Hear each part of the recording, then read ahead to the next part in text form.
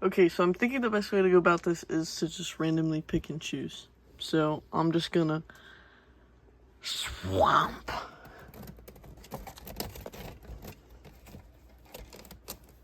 Okay, let's see. Okay, I had to pick a different one because I realized some of them just don't have any people in them. Teehee. So this is the one I chose. And so we're just gonna flip through. Oh, that would be a good idea. I'm kind of feeling this guy. Maybe this Inferno guy. This is supposed to be wood bark, by the way. As you can see, doesn't really look like it. I don't know what the rest of this is. Probably just cover all that so I don't have to deal with YouTube. But there's this, like, ragdoll character, which that seems kind of cool. They're like a corpse or whatever, you know, like sewn together a bunch of times. I don't know, I thought it was cool and edgy in middle school. But, we're gonna see what we can do in the sketchbook today. Right, so I don't think I've outwardly said what we were doing today, but I'm doing a character recreation. But I wanted to do a little spice, add a little spice to this, because, this art challenge and or trend, you see it everywhere, you know what I mean? By the way, here are my thumbnails before I started. Anyway, but I wanted to recreate, but I wanted to add a little twist. I wanted to add a little something. And I didn't know what I was going to do for that. So we'll talk about that later. But for now, I just wanted to, I don't know, this character, a big trait, a big trope that you will see is I just don't name the characters if I don't have a name that I feel like suits them, like, really, really well. But as I was, drawing this dude, you know, getting to know him, the name Chaplin popped into my mind, which I don't really know if that's actually, like, a name. I know what a chaplain is, but I mean, you know what I mean? But it sounded good, and it kind of fits. But let me know if that is gas, or if that is the dumbest thing you've ever fucking heard. Don't hold back, okay? Because I need to know. Seriously, because I've been really mulling it over for a little bit. Anyway, but I'm getting off of that side plot, back into the main anime. Sorry, that was just foreshadowing. It's for plot purposes. Anyway, I just picked the best thumbnail, did a final thumbnail rendition. I was kind of feeling this. He was looking a little creepy in that, so I was trying to channel that because I enjoyed it. I was like, okay, twist. Go from damsel to, causing distress. Yeah, eat it. Anyway, so we're doing the hospital gown, because ragdoll. I think government experiment in, like, Area 52, because obviously they don't keep anything in Area 51 anymore, and, you know what I mean, like, I was thinking, like metal, like morgue, almost, because corpse, but also, like, torture chamber, if that makes sense. Is that processing? Anyway, but for the background, because in the sketchbook you will see it's on the same collage page, well, it's on a page with a collage spread, so I'm going to collage the other side to make it fit. Are you following me? That was a lot, I know. So I'm thinking of doing the background in that kind of, like, sketchy graffiti style, so it matches, right? But this one, I wanted to do, the character on top. I didn't want to draw, or, like, collage around them or something. So, anyway, I'm in this watercolor pad, and he's starting to gain some smile dog, creepypasta lore, which everything comes back to that fucking dog, man. Anyway, but he's slowly gaining some character, which is good. We want that. He was kind of static before, because I did find a pose off Pinterest. Actually, you know what it was? It was the picture of the woman in Lucifer. I think it's, like, the first episode. She's the one who dies, in the, like, glass, like, storefront. And the picture of her, like, this is gonna sound horrible. The picture of her dead, right? That picture was used.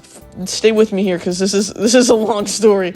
Her picture was used for okay, bear with me. Crazy in Love by Beyonce and Jay-Z, slowed down. It was like a decor thing. It was used as the background PNG for one of those. And I loved, because it was, like, black and white, I loved the composition and, like, I don't know, it looked good. So I used that and I tried to angle him while using that reference, so it didn't really look really well. But anyway, tad bit, for the lore intensive purposes, you know, in case you're wondering, but we're starting to get some footing here. These hands, I'm gonna have to catch these hands, man, okay?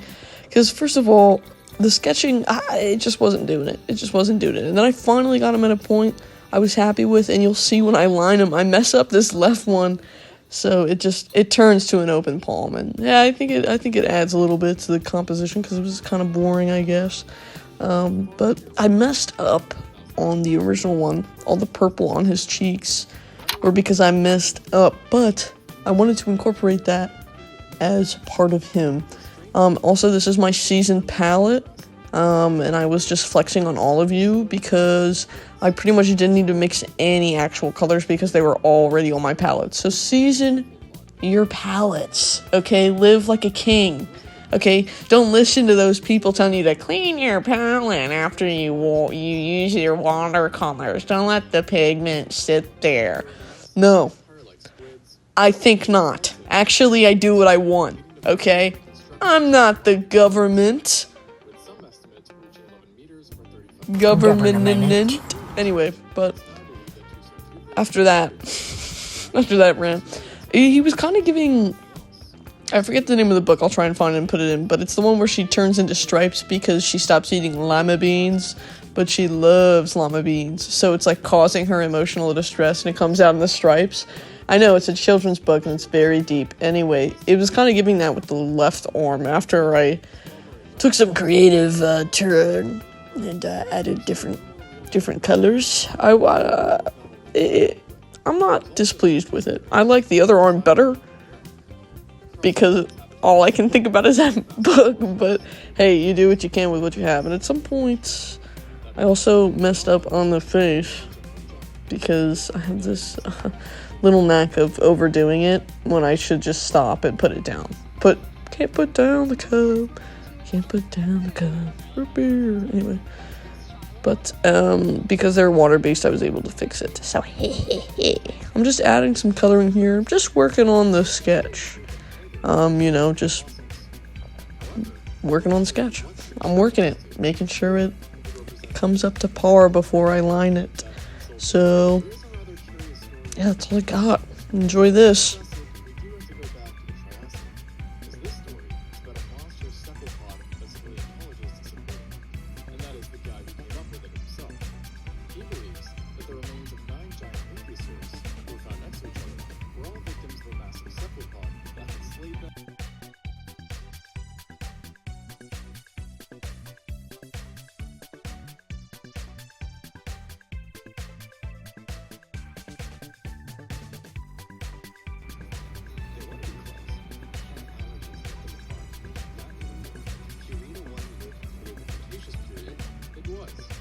Another time, Europe was much warmer than it is currently.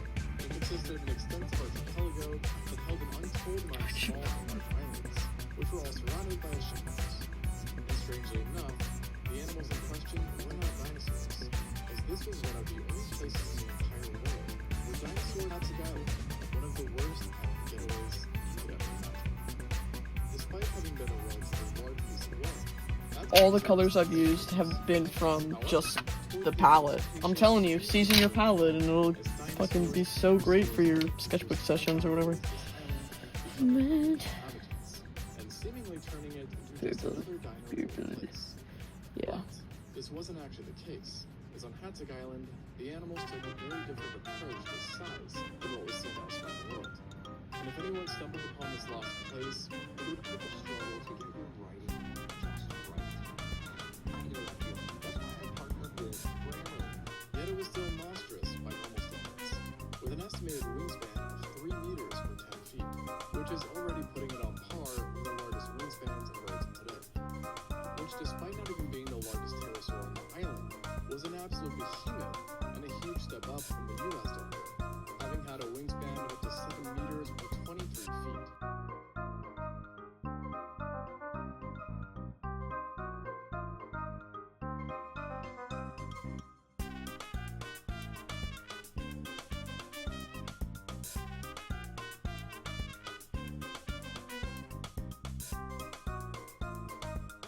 was comically small compared to the Hatzegopteryx C5 fighter jet. And with this wingspan, Hatzegopteryx would rely on its surprisingly powerful limbs to propel itself straight up into the air, where its giant wings would then take over.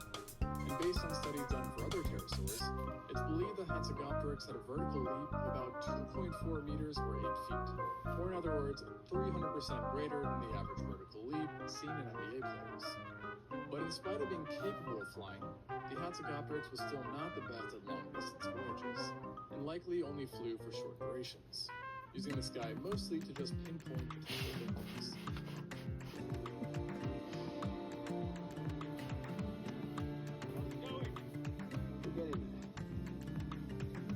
I spoke to my friend at 500. She thinks they'll finish inspecting up there today. Where they go next?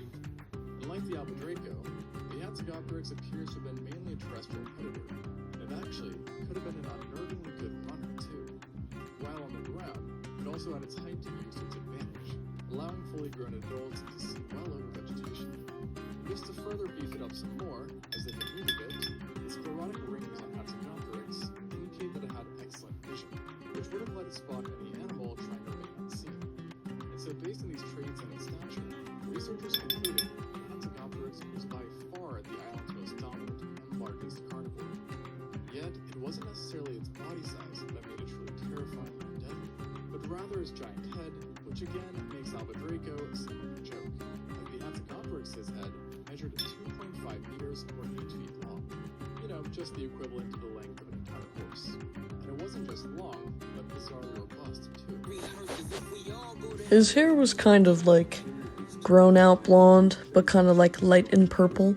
So I kind of wanted to keep that. You know, I don't know. Maybe they're dolling him up before they're testing all their nuclear weapons on him. You never know. You never know. Never, ever let a baddie drown alone. That's what their logo is. I mean, that's what their motto is. Their logo. Never let a baddie drown alone. Anyway, but went over with some colored pencils, went back in with some watercolor, just adding some finishing touches really to my base before I go in and line it. I did use zebra mile liners. Also, all the supplies that I'm using the Koi watercolor palette. Obviously, you already know that. I'm like a walking, talking Koi watercolor palette at this point. I'm just becoming them. Anyway, I've used some, like, a mix of, like, colored pencils and watercolor pencils. I think they're all, like, Daler and Rowney or Prismacolor.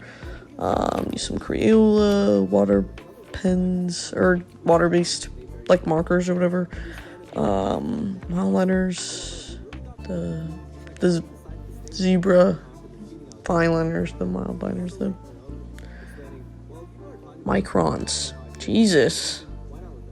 I was getting there. I got it. Anyway, but yeah, that's what I used for this. I used some Posca pens, and then a lot of the stuff, it was a ticket stub for a concert I went to a long time ago, some paint chips, some thank you notes, very minimal supplies for our sketch session today.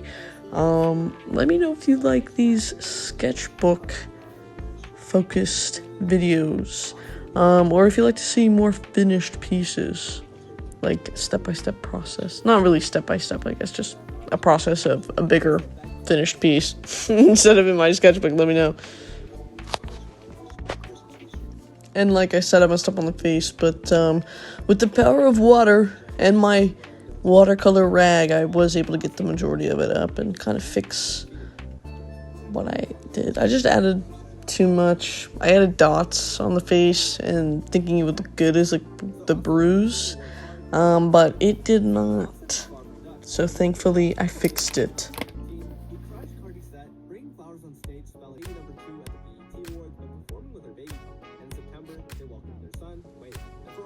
The lining process was pretty simple, pretty easy, pretty nice. Really enjoyed it.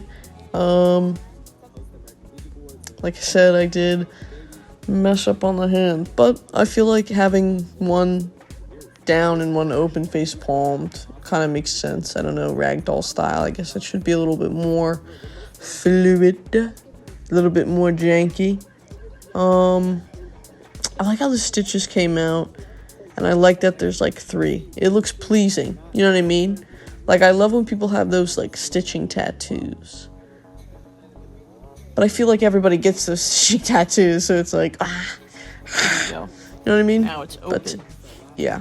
Yeah, here's me checking to make sure. But I think it looks all right. We're just not going to tell anybody. It'll just be our little secret. And we just won't say anything about it. It'll be something we all know, but we just won't even touch it.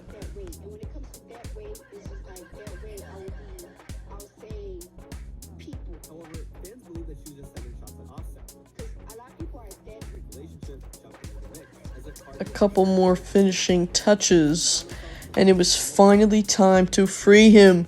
Free him, let him go. Get him out of here. Yeah, so I'm just cutting him out, cutting him to shape, cutting him to size. Cutting him to size. And then I'm just figuring out, well, first I'm taking my kneaded eraser to get rid of all the guidelines and extra stuff, and now I'm using my cut up pieces of paper, put together really poorly to kind of mark out the background guidelines.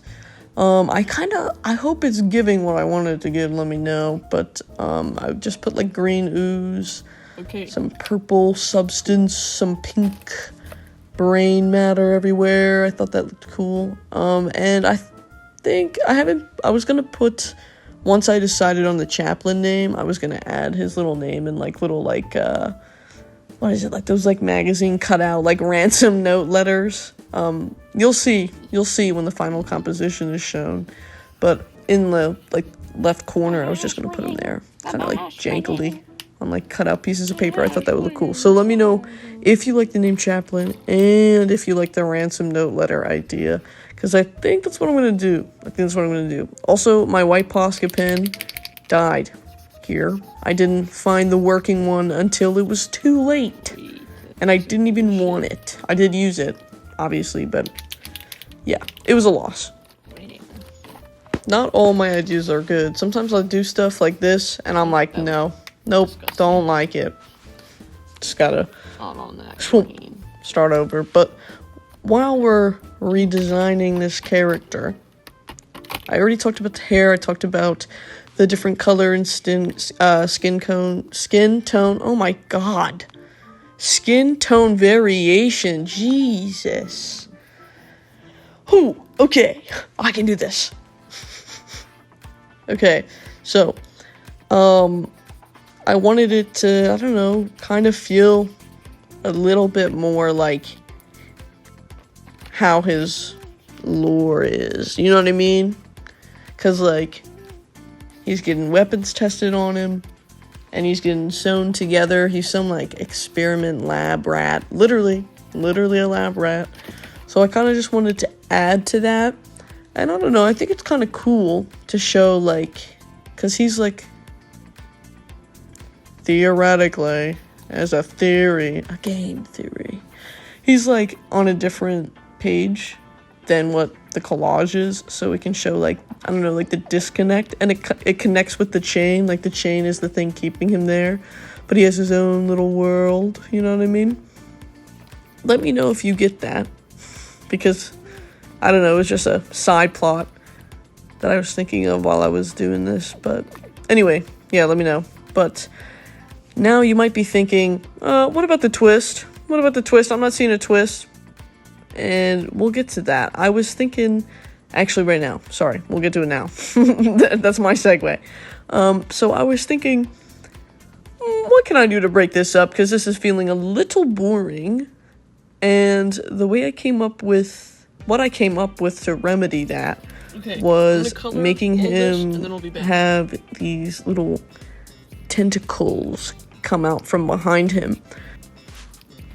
And going back to our theory, maybe he feels as if, you know, these tentacles, they're so strong, they could easily break that chain, but maybe he's feeling like a bird in a cage, you know what I mean? He's just been put down. He feels like this monster abomination, you know what I mean? But also, I was like, this'll look fucking dope.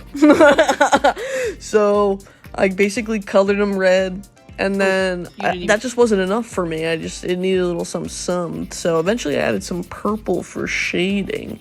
And I tried to go in with like a different red to like deepen like the edges. And I don't know if you can really see it on camera, unfortunately. Again, taking an L. And then I added those green teeth. Because I think it would match well with like the green ooze coming from I think I'm okay with this. the walls in the background. I was literally in my head the entire time. I was like, an ooze will trickle from the walls. From the Hashling Slasher episode of SpongeBob. And then I just went around him in this just to add a border and break it up. I added some stickers just to be fun, and this is pretty much the recreation of our guy here, Chaplin, the ragdoll experiment. I think it's better than the last one, 100%.